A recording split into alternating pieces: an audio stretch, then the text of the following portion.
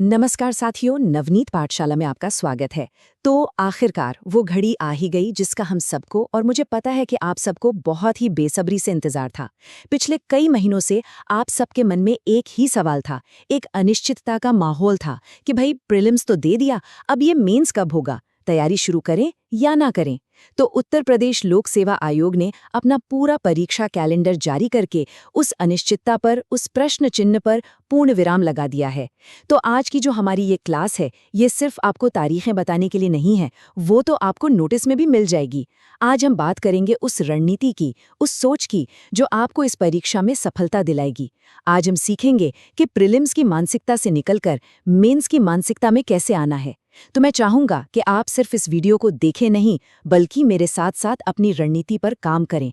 अपनी डायरी और पेन तैयार कर लीजिए, क्योंकि आज हम जो भी बातें करेंगे वो अगले कुछ महीनों के लिए आपका मार्गदर्शन करेंगी। चलिए शुरू करते हैं। चलिए, तो सबसे पहले उस खबर की बात करते हैं जिसका हम सबको इंतजार था। आपकी स्क्रीन पर जो आप देख रहे हैं, ये सिर्फ एक नोटिस नहीं है, ये आपकी मंजिल का पता है। देखिए, जब तक हमारे सामने एक तारीख नहीं होती ना, हमारी तैयारी में वो धार नहीं आ पाती। हम सोचते हैं, अच्छा कल पढ़ लेंगे, अरे अभी तो बहुत समय है। लेकिन अब कल का कोई विकल्प नहीं है। यूपीपीएससी ने कैलेंडर जारी करके ये साफ कर दिया है कि परीक्षा होकर रहेगी और समय पर होकर रहेगी। इस कैलेंडर को सिर्फ तारीखों की एक लिस्ट मत समझिए, ये आपकी सफलता की यात्रा का पहला मील का पत्थर है। अब आपको पता है कि आपको कितनी दूर जाना है और कितनी तेजी से दौड़ना है। अब आप अपनी पूरी तैयारी को हफ्तों में, दिनों में और घंटों में बांट सकते हैं। यही एक गंभीर छात्र की निशानी होती है। तो सबसे पहला काम जो आपको आज करना है, वो है इस मानसिकता को अपनाना कि अब कोई बहाना नहीं चलेगा। अब सिर्फ और सिर्फ पढ़ाई होगी, और वो भी एक सही दिशा में। अब इस स्लाइड पर जरा ध्यान से देखिए। यहाँ एक शब्द लिखा है, संभावित। और मैं जानता हूँ, इस एक शब्द को देखकर कई छात्रों के मन में एक छोटी सी उम्मीद जाग जाती है कि शायद तारीख आगे बढ़ जाए। यहीं पर आप सबसे बड़ी गलती कर सकते हैं। बच्चों, अपने अनुभव से बता रहा हूँ, और आपने प्रीलिम्स में भी ये देखा होगा, उत्तर प्रदेश लोक सेवा आयोग अपनी कही हुई बात पर कायम रहता है। 99% मामलों में जो तारीख वो देते हैं, परीक्षा उसी दिन होती है। वो ये शब्द सिर्फ किसी अप्रत्याशित परिस्थिति के लिए रखते हैं, ना कि आपको ढील देने के लिए। जिस समय आप ये सोचकर अपनी पढ़ाई धीमी करेंगे कि तारीख बदल सकती है, उसी समय आपका कोई प्रतियोगी दोगुनी मेहनत कर रहा होगा, और अंत में यही एक एक दिन का अंतर आपकी रैंक तय करेगा। तो इस संभावित शब्द को अपने दिमाग से पूरी तरह निकाल दीजिए। इन तारीखों को फाइनल मानिए, अंतिम सत्य मानिए। आज ही इस क्लास के बाद अपने स्टडी टेबल के सामने एक कागज पर अपने विषय की तारीख बड़े बड़े अक्षरों में लिख के चिपका दीजिए। वो तारीख आपको रोज याद दिलाएगी कि आपके पास बर्बाद करने के लिए एक मिनट भी नहीं है। तो चलिए, अब हम उन तारीखों पर आते हैं जिनका आप सभी को इंतजार था। देखिए, बिना तारीख के तैयारी करना वैसा ही है जैसे आप एक ट्रेन में तो बैठ गए हैं, लेकिन आपको पता नहीं कि आपका स्टेशन कौन सा है। आप चलते तो रहेंगे, लेकिन पहुंचेंगे कहीं नहीं। लेकिन जब आपको अपना स्टेशन पता होता है, तो आप उसी हिसाब से अपनी पैकिंग करते हैं, तैयारी करते हैं। ये तारीखें आपका वही स्टेशन है। जब हमें पता होता है कि हमारे पास ठीक 90 दिन है या 120 दिन है, तो हम अपनी रणनीति बना सकते हैं। हम ये तय कर सकते हैं कि पहले 50 दिन में सिलेबस पूरा करना है, अगले 20 दिन में पहला रिवीजन करना है, और आखिरी 20 दिन सिर्फ लिखने की प्रैक्टिस करनी है। बिना तारीख के ये योजना बनाना असंभव है। तो अब हम एक एक करके सभी विषयों की तारीखों को देखेंगे। मैं चाहूंगा कि जैसे ही आपके विषय का नाम आए, आप उसे तुरंत अपनी डायरी में नोट कर लें। ये सिर्फ एक तारीख नहीं है, ये आपकी मेहनत का अंतिम दिन है। तो चलिए देखते हैं।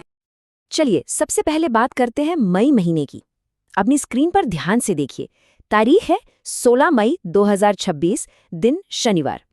इस दिन 3 विषयों की परीक्षा है, विज्ञान, गृह विज्ञान और कृषि। तो जो भी हमारे साथी इन विषयों से हैं, इस तारीख को अपने कैलेंडर में बड़े अक्षरों में मार्क कर लीजिए। विज्ञान के छात्रों को पता है कि कॉन्सेप्ट्स के साथ साथ डायग्राम की प्रैक्टिस कितनी जरूरी है। गृह विज्ञान वालों को थ्योरी को प्रैक्टिकल उदाहरणों से जोड़ना होगा, ये बहुत जरूरी है। अब आते हैं अगली तारीख पर, 17 मई 2026, दिन रविवार। इस दिन भी 3 बहुत महत्वपूर्ण विषयों की परीक्षा है, हिंदी, गणित और अंग्रेजी। अब यहां एक बात समझिए, गणित का पेपर पूरी तरह से अभ्यास और सटीकता का खेल है। आपको रोजाना सवाल हल करने होंगे, इसमें कोई कोताही नहीं चलेगी। वहीं हिंदी और अंग्रेजी जैसे भाषा के विषयों में आपकी लिखने की शैली, आपकी व्याकरण की शुद्धता और आपकी अभिव्यक्ति की क्षमता परखी जाएगी। आपको सिर्फ उत्तर नहीं लिखना, आपको एक साहित्यिक उत्तर लिखना है। तो जिनकी परीक्षा मई में है, आपके लिए उल्टी गिनती आज से शुरू हो चुकी है। अब आगे बढ़ते हैं जून और अगस्त के महीने की तरफ। जिन साथियों की परीक्षा मई में नहीं है वो यहाँ ध्यान दें। 13 जून 2026 दिन शनिवार। इस दिन परीक्षा होगी जीव विज्ञान, कला और उर्दू की। इसके ठीक अगले दिन 14 जून 2026 दिन रविवार। इस दिन सामाजिक विज्ञान, शारीरिक शिक्षा और संगीत की परीक्षा है। सामाजिक विज्ञान एक बहुत ही लोकप्रिय विषय है और इसमें प्रतिस्पर्धा यानी कि कंपटीशन भी बहुत ज्यादा होता है। आपके उत्तर में गहराई होनी चाहिए, फैक्ट्स होने चाहिए। और अंत में हमारे प्रवक्ता पद के अभ्यर्थी। आपकी मुख्य परीक्षा की तारीख है 30 अगस्त 2026 दिन रविवार। आपके पास दूसरों से थोड़ा ज्यादा समय है, लेकिन इस समय को वरदान समझिए, अभिशाप नहीं। ये अतिरिक्त समय आपको क्यों मिला है? सिर्फ सिलेबस पूरा करने के लिए नहीं, ये समय मिला है आपको अपनी लेखन कला को तराशने के लिए। आप दूसरों से बेहतर उत्तर लिखने का अभ्यास कर सकते हैं। आप अपने उत्तर में कोटेशंस, डेटा, डायग्राम्स का प्रयोग करके उन्हें और प्रभावशाली बना सकते हैं। तो इस समय का सदुपयोग कीजिए। तो साथियों, अब हम सभी को अपनी अपनी परीक्षा की तारीखें पता चल गई हैं। हमारा लक्ष्य अब स्पष्ट है, लेकिन सिर्फ मंजिल का पता होना काफी नहीं है, उस तक पहुंचने का सही रास्ता भी पता होना चाहिए। ये समझना बहुत बहुत जरूरी है कि प्रीलिम्स और मेंस ये दो अलग अलग खेल हैं। इनके नियम अलग हैं, इनकी मांग अलग है। कई छात्र जो प्रीलिम्स में बहुत अच्छा स्कोर करते हैं वो मेंस में पिछड़ जाते हैं। क्यों? क्योंकि वो अपनी तैयारी का तरीका नहीं बदलते। प्रीलिम्स एक 100 मीटर की दौड़ की तरह है जहां आपको तेजी से सही विकल्प चुनना है, लेकिन मेंस एक मैराथन की तरह है जहां ज्ञान के साथ साथ धैर्य, रणनीति और प्रस्तुति की कला का परीक्षण होता है। यहाँ सिर्फ जानना काफी नहीं है, यहाँ आपको अपने ज्ञान को परोसना भी आना चाहिए। तो अगले कुछ मिनटों में हम इसी बड़े अंतर को परत दर परत समझेंगे, ताकि आप वो गलती ना करें जो हजारों छात्र हर साल करते हैं। तो ये बड़ा अंतर क्या है? ये अंतर है इस एक वाक्य में। यह एक लिखने वाला पेपर है। इस वाक्य को अपने स्टडी रूम में लिख लीजिए। ये आपकी पूरी तैयारी का केंद्र बिंदु है। देखिए, प्रीलिम्स में अगर सवाल आया कि भारत की राजधानी क्या है और आपको पता है दिल्ली, तो आप OMR शीट पर गोला भर देंगे और आपको पूरे नंबर मिल जाएंगे, बात खत्म। लेकिन मेंस में अगर सवाल आया कि शहरीकरण की चुनौतियों का विश्लेषण करते हुए दिल्ली के विशेष संदर्भ में चर्चा करें, तो सिर्फ दिल्ली पता होने से काम नहीं चलेगा। यहाँ परीक्षक ये देखना चाहता है कि क्या आप अपनी बात को एक भूमिका से शुरू कर सकते हैं, क्या आप चुनौतियों को अलग अलग बिंदुओं में बांट सकते हैं, क्या आप अंत में एक संतुलित निष्कर्ष दे सकते हैं। ये परीक्षा सिर्फ आपके ज्ञान की नहीं, बल्कि आपके ज्ञान को व्यवस्थित करने की कला की है। याद रखिए, जवाब पता होना सिर्फ 50% काम है, बाकी 50% काम उसे प्रभावी ढंग से लिखना है, और यही 50% आपकी रैंक तय करेगा। और अगर मेंस परीक्षा ज्ञान की अभिव्यक्ति की परीक्षा है, तो जाहिर सी बात है कि इसमें सफलता की कुंजी क्या होगी? वो कुंजी है लेखन कला, द आर्ट ऑफ राइटिंग। अब मैं एक ऐसी बात कहने जा रहा हूं जो शायद कुछ लोगों को कड़वी लगे, लेकिन ये 100% सच है। आप अपने विषय के कितने भी बड़े ज्ञानी क्यों ना हो, आपने कितनी भी किताबें क्यों ना पढ़ी हों, अगर आप परीक्षा के उन 3 घंटों में अपने ज्ञान को कागज पर खूबसूरती से नहीं उतार पाएं, तो आपकी सारी मेहनत व्यर्थ हो सकती है। आपकी उत्तर पुस्तिका ही परीक्षक के सामने आपका प्रतिनिधित्व करती है। वो आपको नहीं जानता, वो सिर्फ आपके लिखे हुए शब्दों को पढ़ता है। आपकी उत्तर पुस्तिका ही आपका वकील है।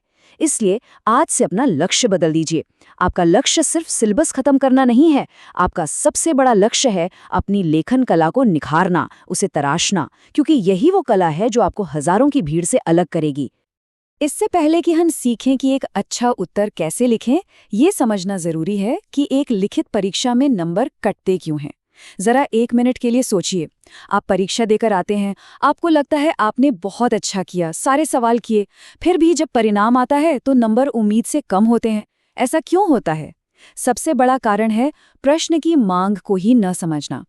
परीक्षक ने आपसे कारण पूछे थे और आप परिणाम लिखकर आ गए। उसने आलोचनात्मक मूल्यांकन करने को कहा था और आप सिर्फ विशेषताएं गिनाकर आ गए। दूसरा कारण, आपके उत्तर में कोई संरचना ही नहीं है। आपने बस जो कुछ भी दिमाग में आया उसे एक लंबे पैराग्राफ में लिख दिया, न कोई भूमिका, न कोई निष्कर्ष। ऐसा उत्तर परीक्षक को पढ़ने में बहुत मुश्किल लगता है। और तीसरा, जिसे छात्र अक्सर नजरअंदाज कर देते हैं, खराब लिखावट और गंदी प्रस्तुति। अगर परीक्षक को आपका लिखा हुआ पढ़ने के लिए संघर्ष करना पड़ रहा है तो वो आपको अच्छे अंक क्यों देगा? तो जब तक हम इन गलतियों को पहचानेंगे नहीं, तब तक हम उनमें सुधार नहीं कर सकते। तो इन गलतियों से कैसे बचा जाए? इसका जवाब इन 4 चरणों में है। पहला और सबसे महत्वपूर्ण चरण, प्रश्न की मांग को समझना। प्रश्न को कम से कम 2 बार पढ़िए, उसके कीवर्ड्स जैसे विश्लेषण करें, टिप्पणी करें, विवेचना करें, इनको अंडरलाइन कीजिए।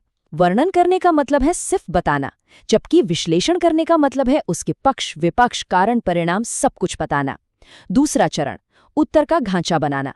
लिखने से पहले अपने दिमाग में 15-20 सेकंड का समय लेकर एक ब्लूप्रिंट बनाइए। सोचिए कि मैं भूमिका में क्या लिखूंगा, मुख्य भाग में कौन-कौन से 3 या 4 बिंदु डालूंगा और निष्कर्ष में अपनी बात को कैसे समाप्त करूंगा। तीसरा चरण, सटीक शब्दावली का प्रयोग। हर विषय की अपनी एक तकनीकी भाषा होती है। अगर आप राजनीति विज्ञान का उत्तर लिख रहे हैं तो संप्रभुता, पंथ निरपेक्षता जैसे शब्दों का प्रयोग करें। और चौथा, अंतिम चरण, स्पष्ट प्रस्तुति।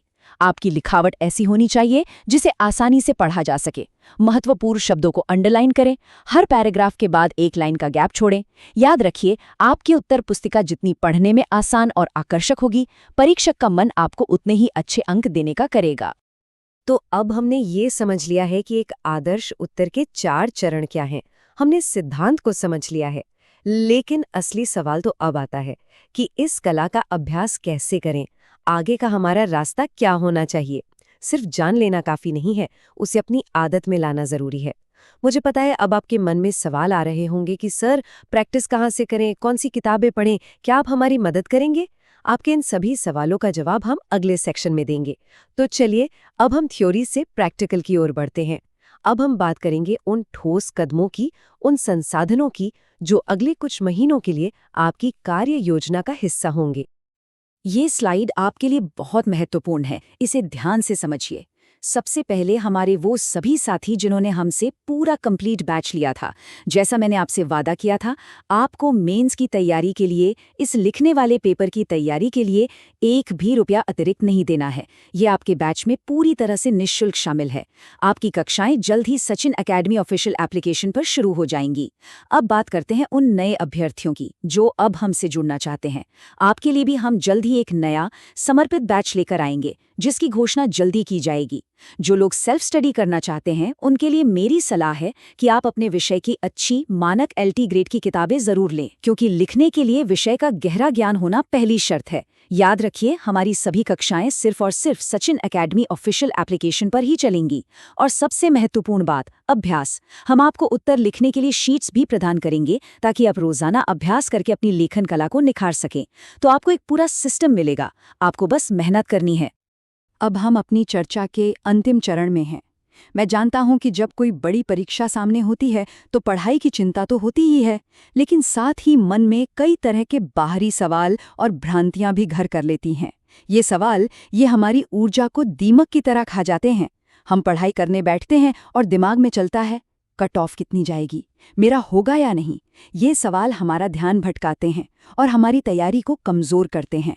इसलिए इस अंतिम खंड में हम सिर्फ रणनीति की नहीं, बल्कि मानसिकता की बात करेंगे। हम ये समझने की कोशिश करेंगे कि हमें अपनी ऊर्जा कहाँ लगानी है और कहाँ नहीं। ये खंड आपको मानसिक रूप से इस लंबी लड़ाई के लिए तैयार करेगा, क्योंकि याद रखिए, सही मानसिकता के बिना दुनिया की सबसे अच्छी रणनीति भी फेल हो जाती है। अपनी स्क्रीन पर देखिए, यहाँ 2 तरह की सोच दिखाई गई है। एक तरफ है निष्क्रिय इंतजार, पैसिव वेटिंग। ये वो सोच है जहाँ छात्र अपना कीमती समय और ऊर्जा उन सवालों पर बर्बाद करते हैं जो उनके नियंत्रण में है ही नहीं। जैसे, रिजल्ट कब आएगा, ये आयोग तय करेगा, आप नहीं। सेफ स्कोर क्या है, ये पेपर के लेवल और बाकी छात्रों के प्रदर्शन पर निर्भर करेगा, जो आपके हाथ में नहीं है। आपको इस जाल से बाहर निकलना है। आपको अपनी मानसिकता को सक्रिय तैयारी की ओर मोड़ना है। ये वो सोच है जहां आप अपना पूरा ध्यान उन चीजों पर लगाते हैं जो आपके नियंत्रण में है। तो आज से जब भी आपके मन में सवाल आए, रिजल्ट कब आएगा, तो उसे तुरंत बदलकर खुद से पूछिए, मेरी मेंस की रणनीति क्या होगी। जब भी मन में आए, सेफ स्कोर क्या है, तो उसे बदलकर अभ्यास कीजिए कि एक अच्छा उत्तर कैसे लिखूं। सफलता उन्हें मिलती है जो उन चीजों पर ध्यान केंद्रित करते हैं जो उनके नियंत्रण में है, और आपके नियंत्रण में सिर्फ एक चीज है, आपकी मेहनत। और अंत में इस एक वाक्य के साथ मैं अपनी बात समाप्त करना चाहूंगा। इसे बहुत ध्यान से सुनिएगा। सफलता उन्हें मिलती है जिनकी तैयारी मौके से मिल जाती है। यह एक बहुत गहरी बात है। सफलता कोई लॉटरी नहीं है जो किसी को भी लग जाए। यह दो चीज़ों का मिलन है। एक तरफ है आपकी तैयारी और दूसरी तरफ है अवसर या मौका। बहुत से लोग जीवन भर सही मौके का इंतजार करते हैं, लेकिन जब मौका दरवाजे पर आता है तो वो तैयार नहीं होते। साथियों, आपके लिए वो मौका आ चुका है। लोक सेवा आयोग ने ये कैलेंडर जारी करके वो अवसर आपके सामने रख दिया है। अब सवाल सिर्फ एक है, क्या आपकी तैयारी उस मौके से मिलने के लिए तैयार है? यह समय है अपनी तैयारी को उस शिखर पर ले जाने का कि जब अवसर आए तो आप पूरे आत्मविश्वास के साथ उसका स्वागत कर सकें। आपका मौका आ गया है। अब उठिए और अपनी तैयारी में जुट जाइए। नवनीत पाठशाला की तरफ से आप सभी को आपकी मेंस की तैयारी के लिए बहुत बहुत शुभकामनाएं। धन्यवाद।